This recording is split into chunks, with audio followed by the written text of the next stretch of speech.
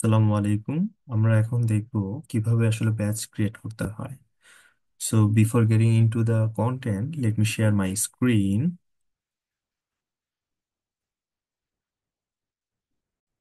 So প্রথমেই আমরা আমাদের যে পোর্টাল web.opportunity.wfglobal.org তে আমরা যাব, যেটা আপনাদের সাথে অলরেডি শেয়ার করা আছে। সো আমরা সেখানে গেলেই আমাদেরকে প্রথম যে বিষয়টা সেটা হচ্ছে আমাদেরকে সাইন ইন করতে বলা হবে।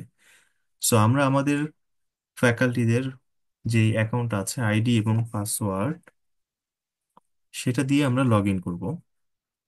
সো আমি আমার যে ফ্যাকাল্টি আইডি এবং পাসওয়ার্ডটি আছে সেটা আমি এখানে দিয়ে দিয়েছি, বা এখানে দেয়া আছে অলরেডি, যেহেতু আমি অলরেডি ব্যবহার করছি।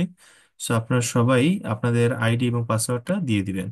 সো আমি জাস্ট আমার আইডি এবং পাসওয়ার্ড দিয়ে সাইন ইন করছি।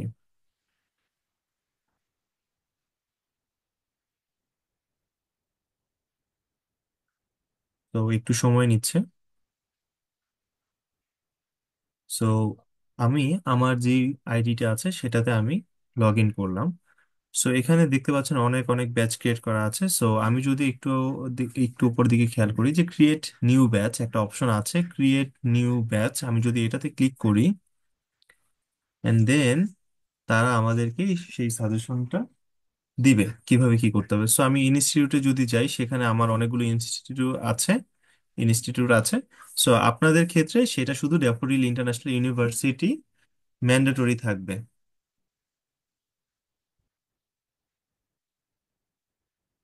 এবং আপনাদের ফ্যাকাল্টি নাম, আপনারা যারা যেই নামে আছেন তাদের নামটাও ম্যান্ডেটরি থাকবে, এবং ড্যাফোডিল ইন্টারন্যাশনাল ইউনিভার্সিটি ইনস্টিটিউট নেমটাও ফিক্সড থাকবে। ডেলিভারি মডেলে গিয়ে আমরা এখানে D2S দিব, I mean direct to student, যেহেতু আমরা আমাদের স্টুডেন্টদেরকে আমাদের এই প্রোগ্রামটা দিব। সো এখানে ডিরেক্ট টু স্টুডেন্ট থাকবে। আদার্স কিছু অপশন আছে D2F, আমরা যখন ট্রেনিং অফ দ্য ট্রেনার বা টিওটি প্রোভাইড করি তখন সেটা D2F হয়, এবং কিছু ক্ষেত্রে D2C হয়। হ্যাঁ, ডিরেক্ট টু কাস্টমার। সো আমরা এখন D2S টা দিব, এবং সিলেক্ট কোর্স আমাদের মেইন যে কোর্সটা, যেহেতু আমাদের দুইটা কোর্স, একটা বেঙ্গলি এবং একটা ইংলিশ, আমরা আসলে ইংলিশটাই প্রিফারেবল করি। সো আপনারা সবাই জব রেডি এমপ্লয়াবিলিটি স্কিলস এই কোর্সটা সবাইকে সাজেস্ট মানে আই মিন দিয়ে দিবেন।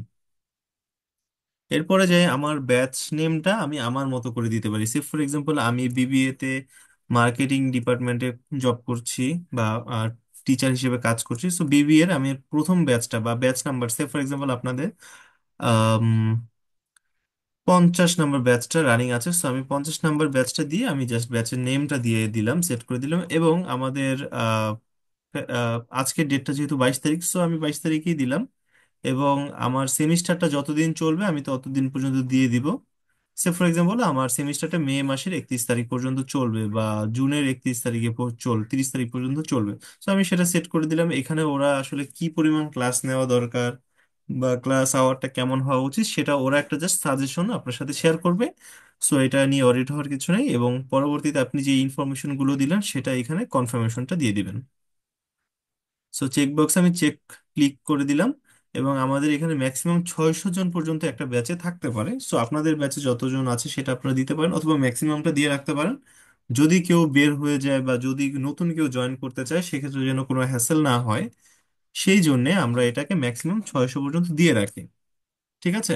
সো কেউ বের হয়ে যেতে পারে, অথবা কেউ নতুন জয়েনও করতে পারে। সো আপনার যদি স্টুডেন্ট নাম্বারটা লিমিটেড থাকে, সেক্ষেত্রে আপনি নেক্সট যেই অ্যামেন্ডমেন্ট বা সংশোধন করতে হয় সেটা আপনি করতে পারবেন না। সো আমরা এই ক্ষেত্রে 600 জন দিয়ে রাখবো ম্যাক্সিমাম। ঠিক আছে। সো এইভাবে আমরা সেভ এন্ড নেক্সটে যাব। সো এখানে আমি ভিউ ব্যাচটা দেখতে পাবো। সো আমরা আমাদের স্টুডেন্টদেরকে এই আমাদের যে পোর্টালের লিঙ্কটা আছে তাদেরকে শেয়ার করে দিব, সাইন আপ করতে বলবো, তারা নতুন করে সাইন আপ করবে, এবং যখন তাদের অ্যাকাউন্ট ক্রিয়েট হয়ে যাবে তারা সাইন ইন করবে। এবং তাদেরকে আমরা এই ব্যাচ কোডটা দিয়ে দিব, যাতে হচ্ছে তারা, এখানে দেখেন কপি বাটনটা আছে। সো ব্যাচ কোডটা আমরা কপি করে তাদেরকে দিয়ে দিব, তারা এই ব্যাচে জয়েন করতে পারবে। ঠিক আছে। সো আরেকটা বিষয় হচ্ছে, আমরা যেটা করতে পারবো, এই যে আমাদের এখানে 11টার মতো অ্যাসেসমেন্ট আছে।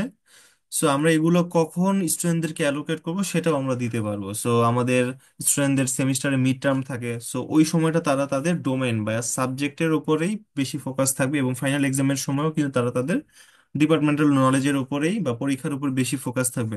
সো আদার সময়গুলোতে বা কিভাবে আসলে অ্যালাইন করে দিলে তাদের জন্য এই কোর্সটা শেষ করাটা খুব ইজি হবে, সেই বিষয়টা আমরা এখান থেকে সেট ডেটে সেট করতে পারি।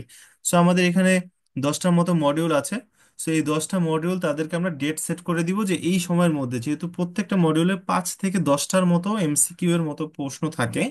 সো এগুলো যেহেতু ফান্ডামেন্টাল ক্যাটাগরি, সো তাদের জন্য খুবই ইজি, তারা কন্টেন্টগুলো অ্যাবজর্ব করবে এবং সফট স্কিলের ধারণাটা নিবে। টু বি স্পেসিফিক, এমপ্লয়াবিলিটি স্কিলসের ধারণাটা তাদের মধ্যে যখন ইস্টাবলিশড হবে, তখনই আসলে আমাদের আলটিমেট গোলটা অ্যাচিভ হবে। সো আমরা তাদেরকে কি করবো, এই 10টা মডিউল 10টা টাইমে সেট করে দিতে পারি যে এই সময়ের মধ্যে তারা শেষ করে ফেলবে।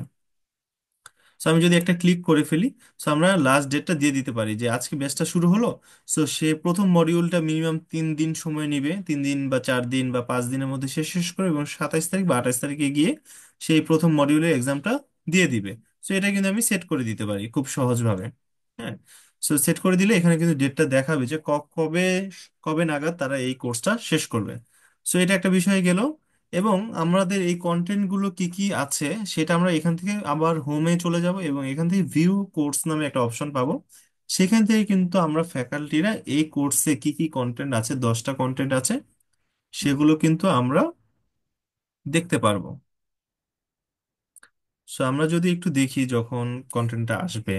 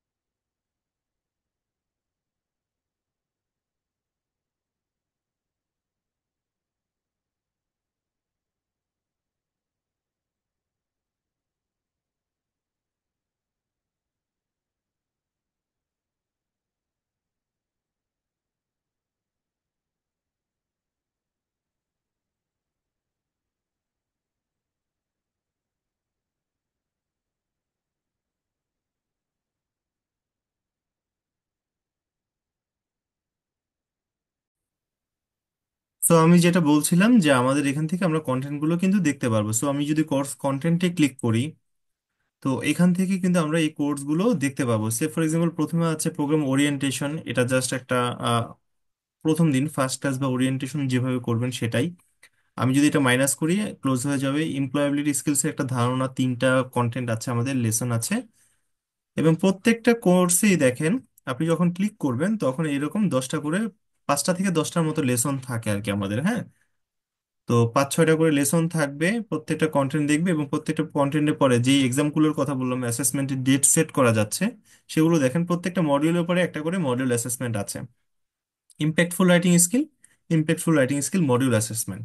সো তারা কিভাবে আসলে এই কোর্সটা দেখেন অবজার্ভ করতে পারে, যদি আমি ক্লিক করি, তো একটা লেসন আমি ক্লিক করি যদি, এখানে এই ওয়াচ অ্যান্ড থিংটা তাদের জন্য ম্যান্ডেটরি, যেহেতু এটা একটা নলেজ পোর্শন। সো এটা তারা কমপ্লিট করবে, এটা 1 মিনিট 20 সেকেন্ডের মতো সময় নিবে। তারপরে হচ্ছে এটা আপনার হচ্ছে ক্লাসে সাধারণত নিবেন, এবং বাকি দুইটা হচ্ছে তাদেরকে হোমওয়ার্ক হিসেবে দিতে পারেন, বা তারা যখন এটাকে অ্যাবজর্ব করবে তখন তারা আউটকাম বেসড একটা লার্নিং তারা পেয়ে যাবে। ঠিক আছে। সো এটা হচ্ছে তাদের জন্য ম্যান্ডেটরি।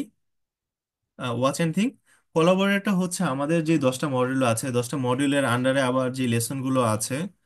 সো দেখেন এটা যদি আমি মিনিমাইজ করি, মিনিমাইজ হয়ে যাচ্ছে, আবার যখন প্লাসে ক্লিক করি ম্যাক্সিমাইজ হয়ে যাচ্ছে।